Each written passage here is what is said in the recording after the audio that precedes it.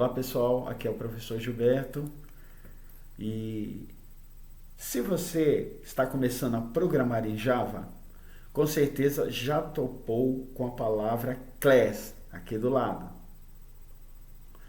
logo na primeira linha de código.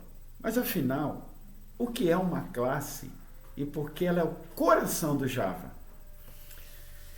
Pensa comigo, se você fosse construir uma casa, você não sairia empilhando tijolos do nada. Você precisaria de uma planta baixa, um projeto. Em Java, a classe é exatamente isso, um molde, uma planta ou uma receita para criar coisas. A classe em si não faz nada sozinha, ela é só o desenho que a gente usa de verdade no programa. São os objetos que são criados a partir dessa classe. Ou seja, um objeto é uma classe instanciada, é uma classe preenchida, ok?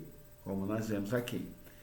E para dar um exemplo, criei aqui um exemplo prático, a classe carro.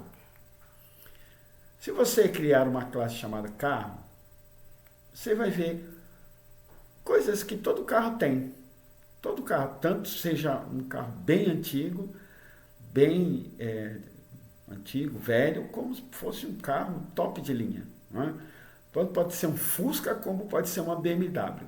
Então tem algumas características que ambos esses carros têm. Por exemplo, essas características nós chamamos de atributo, como cor, modelo, ano, velocidade atual. E os métodos são o que esse carro faz.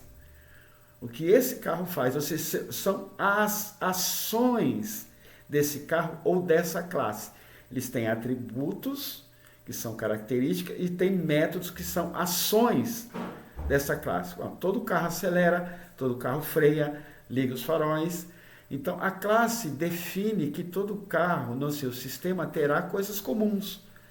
Quando você quer um carro de verdade no código, você cria o carro do João, que pode ser vermelho, ou o carro da Maria, que pode ser azul. Veja, é um atributo. E cada um é um objeto diferente, mas os dois nasceram da mesma classe. Olha que interessante, né? Como nós vemos aqui. Não é isso?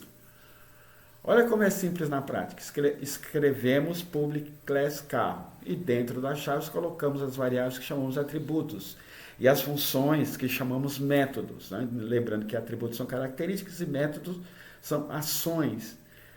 Ou seja, os atributos seriam a cor do carro, seriam, por exemplo, o design do carro, né?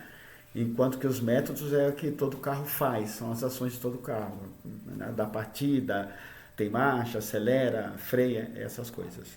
Conclusão, resumo da ópera. Programar em Java é basicamente criar moldes inteligentes, as classes, e depois dar vidas a elas, ou seja, os objetos. Muito obrigado.